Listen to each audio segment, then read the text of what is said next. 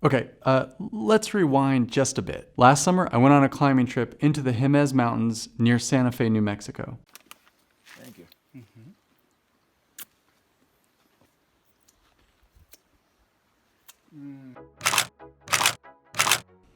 That's me.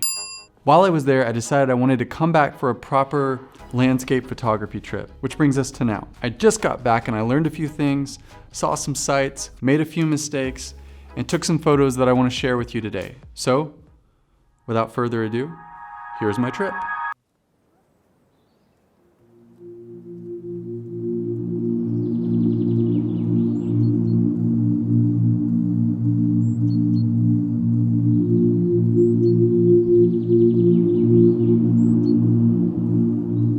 One thing I quickly figured out is going on a trip by yourself is a lot different than going with friends. But more on that later. Welcome to Shutterstock Tutorials, everybody. We're here in the Santa Fe National Forest in New Mexico, and we're going to be taking a few landscape shots over the next few days. Hopefully, I want to get a really nice sunset pic at the end of this trip. I have to find a good spot that overlooks all of the mountains that I'm surrounded by right now. Then once we get there, hopefully the picture turns out.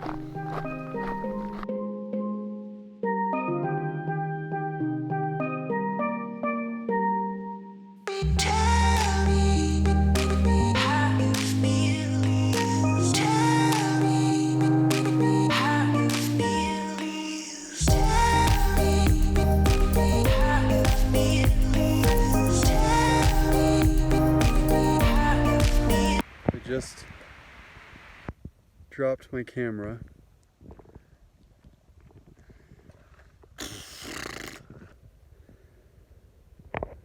The battery fell out. The lens seems to be okay. Oh, yeah, it wasn't. That's a crack. And I actually ended up seeing a lot more cracks on all the photos and video I took later on. But what can you do?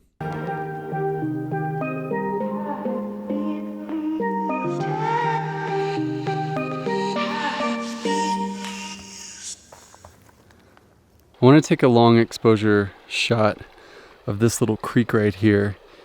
And the reason why is because the way the light is shining down, the reflection coming off of the water is going to look good for a long exposure because it's going to create those streaks throughout the water.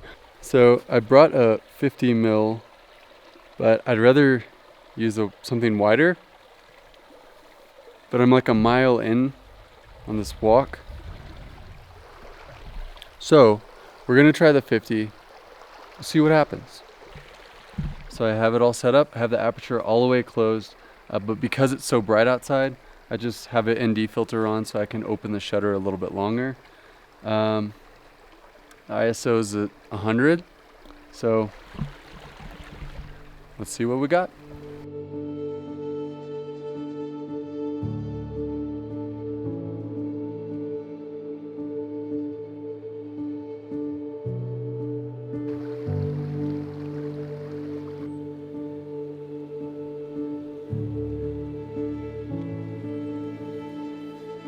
The long exposure pictures I took were fine. They were fine, but in the moment I was not happy. So this brings me to our next segment. Close your eyes. What makes a good photograph? Is it the subject, the composition, the lighting, the camera, the lenses that you're using? All of these things that you're using can determine to a certain extent how good the photo is or how much you like it, but in the end it's all about your intention. Every photographer goes through the dilemma of what you want, what you have, and what you need. Because what you need is probably a lot less than what you think you need. Like take me for example, thinking I needed different lenses and different setups, but this idea of wanting more or stopping yourself from doing something before you even try to do it can limit us in every way, especially when it comes to taking photos. Just remember, it's not all about all the gear that you have because you didn't always have this much gear. It always starts with just a camera. Okay, so I just pulled off the side of the road because I want to try to get a shot of this. I feel like a lot of the landscape photography I've done in the past, there's been so much sky, and that's great and everything, but like I want to try to fill up the entire frame with something that's interesting. So I'm using the longest lens I have, which is an 85mm, because it doesn't look like there's anywhere over there that I can access. That's a fence right there, and I don't want to risk, you know, getting run over.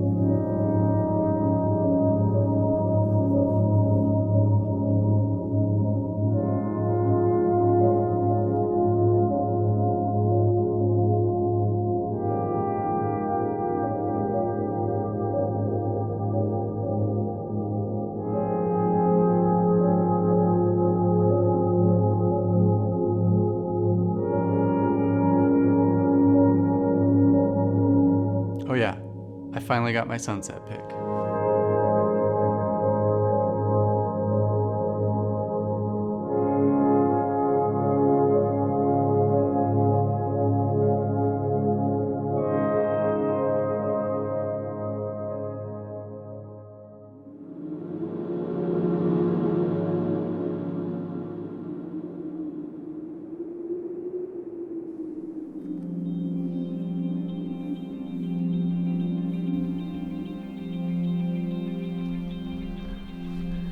All right, it's the last day.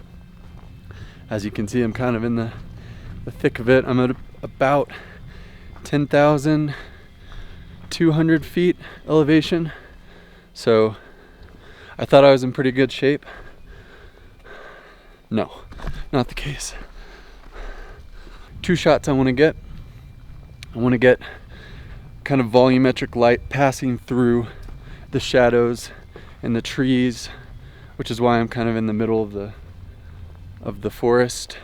So I wasn't able to get that volumetric light look that I wanted, but what I did get was an interesting look at the trees and the light coming through the trees. And so what I did actually was I wanted to get pretty wide because I was gonna just shoot up. So I just took the lens off of the A6500 because it was like a 16mm, and then angled up, took a pic.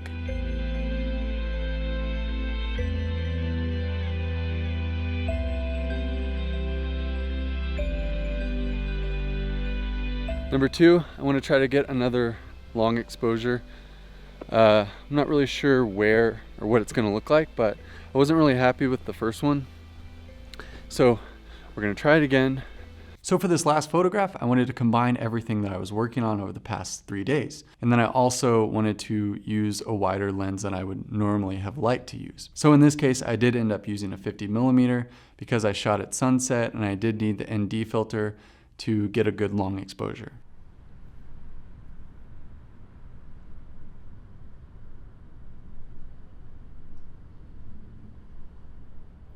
For the final shot of the trip, I'm going to put the 50 on, slap on the ND filter, and then do a long exposure of the sunset. I've got it overlooking Santa Fe right now.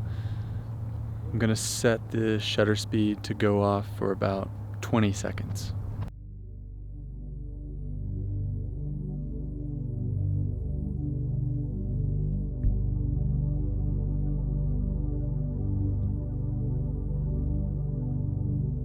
Lastly, I want to talk about being out there alone.